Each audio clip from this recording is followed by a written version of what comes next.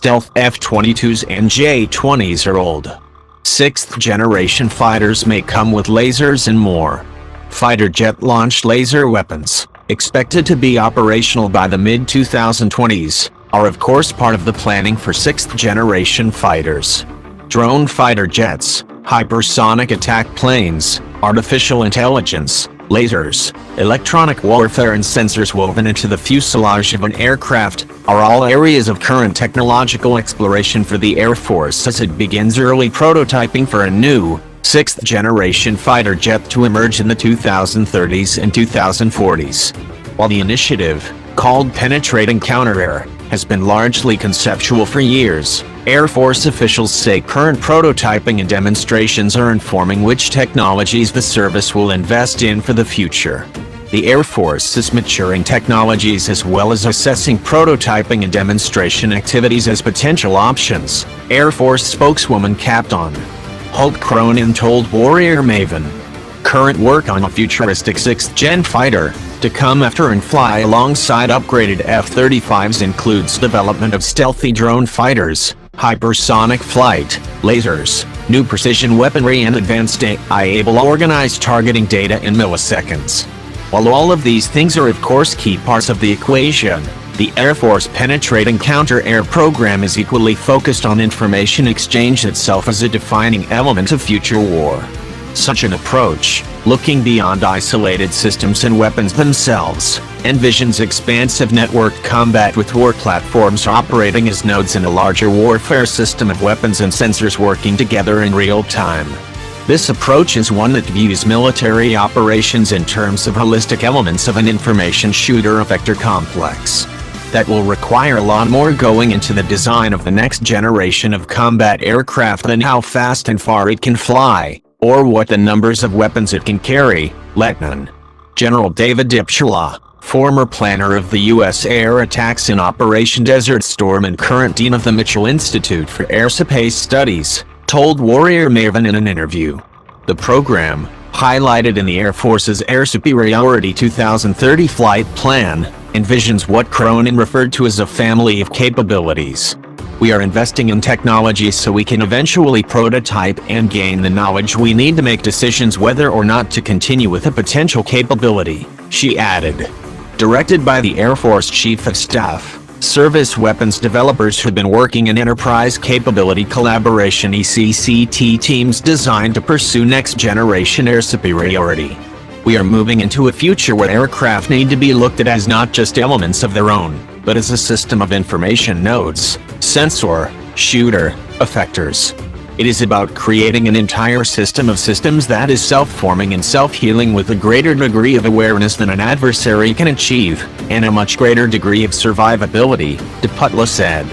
Northrop Grumman, Lockheed Martin's Skunk Works and Boeing's Phantom Works are all among a handful of industry developers already working on prototype sixth-gen planes and advanced technologies, intended to align with key elements of the Air Force vision.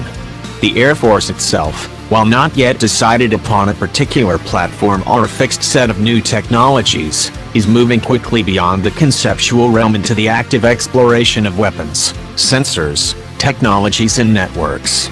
Next-generation stealth technology, for instance, is of course a large focus of the technical equation. Newer radar-absorbing coating materials, improved IR suppressants or thermal signature management, evolved radar-eluting configurations and acoustic reduction technologies offer a window into current areas of developmental focus. A 2013 essay by the NATO Parliamentary Assembly Science and Technology Committee discusses the evolution of advanced heat reduction technologies built into the skin of an aircraft. To become low observable in multiple spectrums, advanced skins manage a plane's heat distribution to foil radar, infrared, and thermal detection systems. These skins do this by distorting or eliminating heat distribution to restructure its thermal shape. They may also be able to heat up or cool down all parts of an aircraft surface to perfectly match the surrounding atmosphere, making it virtually undetectable. The report, titled The Future of Combat Aircraft, Toward a Sixth-Generation Aircraft, writes. The Air Force B-21 Raider, A new stealth bomber expected to emerge in the mid-2020s is said by developers to incorporate a new generation of stealth, but very few details are available. Engine development is yet another area of major leap-ahead technological focus, according to the NATO Parliamentary Assembly report. Emerging variable cycle engines introduce a third airstream into an engine, which can be controlled by the pilot, the SA explains. The new engines reportedly massively increase an aircraft's reach, fuel efficiency and speed. By opening or closing the third airstream, the pilot can adjust the fuel intake of the jet engine and optimize its performance, the report states. Fighter jet-launched laser weapons, expected to be operational by the mid-2020s, are of course part of the planning for sixth-generation fighters. Targeting and sensor technology, coupled with advanced guidance systems, are progressing so quickly that ships, fighter jets and land assets can no longer rely upon an existing threat envelope. Simply put, all US military systems will increasingly become more vulnerable as enemies acquire more drones, high-speed fighter jets and longer-range precision weaponry, all enabled by AI-fortified long-range sensors and targeting technology. This includes the emergence of advanced enemy fighter jets, ships, ballistic missiles and weapons such as land-based anti-ship missiles, all further necessitating the need for information and combat awareness in warfare. The pace of advancement in computer processing speeds, miniaturization and AI also promise to bring new things to air combat. Algorithms able to instantly gather, compile and organize ISR data and perform real-time analytics will bring faster targeting and attack systems to fighters. AI-enabled real-time analytics will, for instance, bring an ability to compare new sensor information against vast databases of relevant data in milliseconds.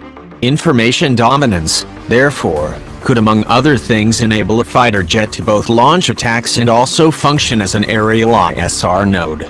Operating as part of a dispersed, yet interwoven combat sensor network, a fighter could transmit combat-relevant data to air assets, ground-based weapons, command and control centers, Navy ships and satellites. If a ship, ground or air commander has occasion to see or learn of an incoming attack at greater distance, he or she is obviously much better positioned to defend it. Perhaps, for instance, a medium-range ballistic missile attack is airborne, approaching land-based artillery formations or carry a strike group. What might a commander do? Should the attack be met with the ground-based interceptor, jammed with electronic warfare technology, hit with a laser or thrown off course in some other way?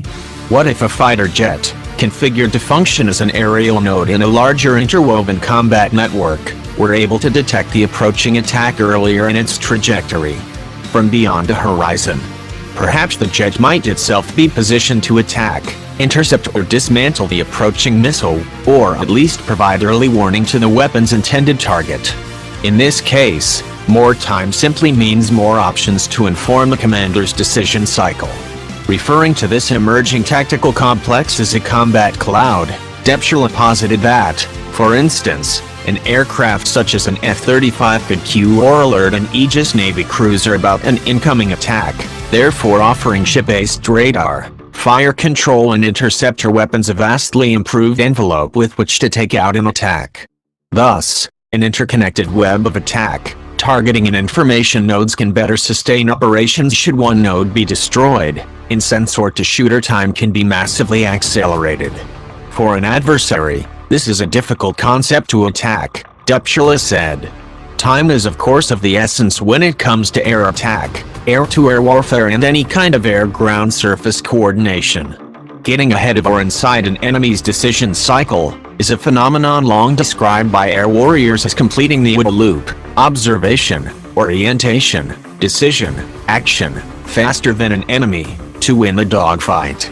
This is also one reason why hypersonic weapons are being pursued and tested with such vigor by the US and its major rivals. A weapon, drone or air asset of any kind traveling at 5 times the speed of sound presents a very serious time challenge when it comes to defending attacks.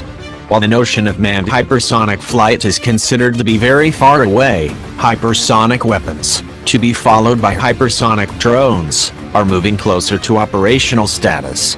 This greatly impacts the Air Force's penetrating counter-air program because a 6th-generation aircraft might, for instance, be able to fire air-launched hypersonic weapons or launch hypersonic attack drones. It goes without saying that the faster an attack or ISR mission can operate in high-threat or enemy territory, the more its threat window can decrease. Interestingly, anticipated speed and range of enemy weapons and sensors continues to motivate ongoing discussion about whether dogfighting itself could become obsolete. Identifying and potentially destroying an enemy aircraft before being seen is a key premise informing F-35's strategy. While the stealth fighter is engineered to dogfight, its electro or optical targeting system and distributed aperture system are specifically designed to enable early detection of enemy fighters. The concept is, quite simply, to destroy an enemy before you yourself are seen, potentially preventing an enemy from coming close enough to require a dogfight. This concept, in fact, informs the basis for a 2015 Center for Strategic and Budgetary Assessment study which found that future Air Force fighters might benefit from being much larger and less maneuverable. This would enable them to carry more weapons, draw upon more onboard power and integrate more heavier weight sensors, antennas and other key warfare assets. However, while an interesting suggestion, few are of the mind to think that any kind of 6th-gen fighter would not need to reach unprecedented levels of speed and maneuverability. Osborne previously served at the Pentagon as a highly qualified expert with the Office of the Assistant Secretary of the Army, Acquisition, Logistics and Technology. Osborne has also worked as an anchor and on-air military specialist in national TV networks. He has a master's in comparative literature from Columbia University. This first appeared in Warrior Maven,